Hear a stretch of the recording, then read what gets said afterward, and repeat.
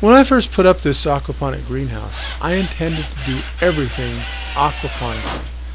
Now, here after more than 5 years of working on this, I've learned that some things really work well in aquaponics, and some not so well.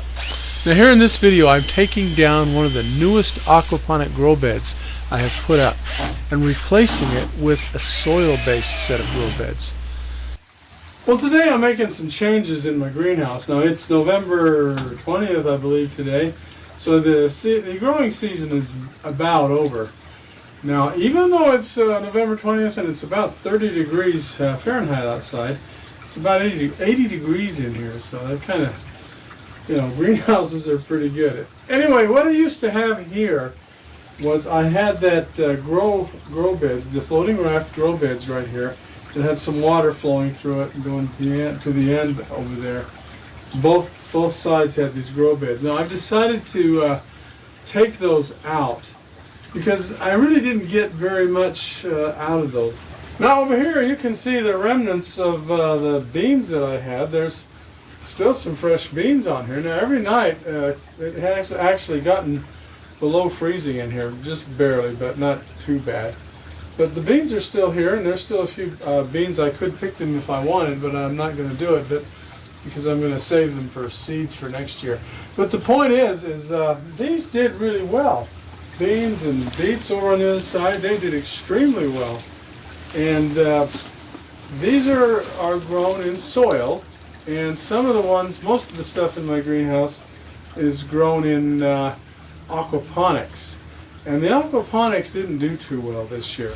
Now let me show you an example of the difference between the stuff grown in aquaponics and the stuff grown in soil. Now these were brassicas, all grown in aquaponics.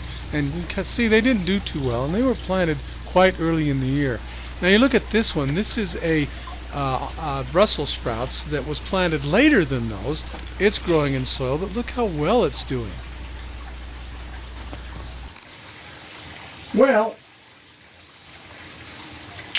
why was it that in the aquaponic grow beds here, the floating raft grow beds, why was it that they didn't do as well as they usually do, and the ones growing in soil seemed to do quite well? Now I got to thinking about that, and I think I figured out why. Now before we talk about it, usually the aquaponics does really well. They really like this aquaponic environment, and they grow really well. So the problem was, the quandary is, why was it that this past season the aquaponics didn't seem to do very well? And I think I figured it out why. We had an unusually warm summer, and I've got two swamp coolers that cool this thing down, and I guess they didn't cool it down enough, because in here it got to sometimes 90 degrees, something like that. That was on the hottest part of the day, and but so what? So what if it got up to 90 degrees?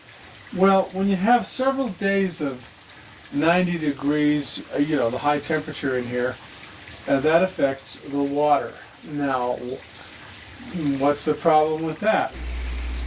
Well, what happens is, day after day of high temperatures during the day, which I was not able to control very well, that means that the water in the pond and the rest of all the aquaponic system is slowly getting warmer and warmer.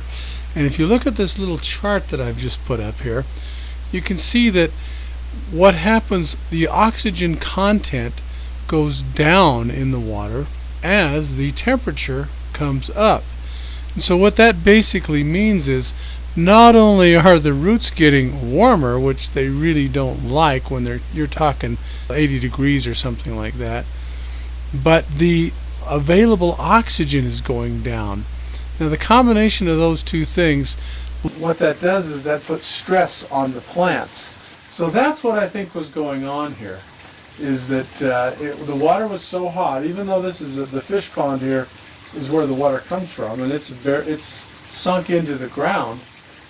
When it gets warm enough, I think the water got up to 70 degrees, I think, maybe 75 degrees sometimes, and that doesn't sound like very much, but it's enough to lower the concentration of the oxygen so that the plants are suffering if they're sitting in the aquaponic environment. So that's why I'm taking these grow beds out, and I'm also going to install one additional cooler in here just to make sure we can keep it cool.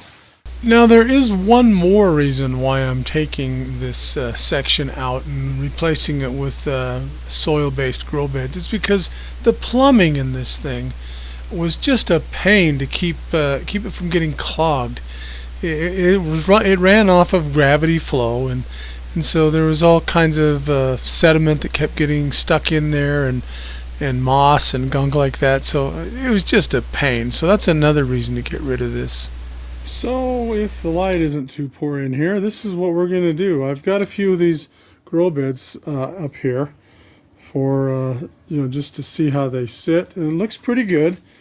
And these are going to sit on the remnants of the old flow beds that I had. This is the sides and the bottom was taken off of these, and so I'm going to put some grow beds on top here, and these are those cement mixing tubs.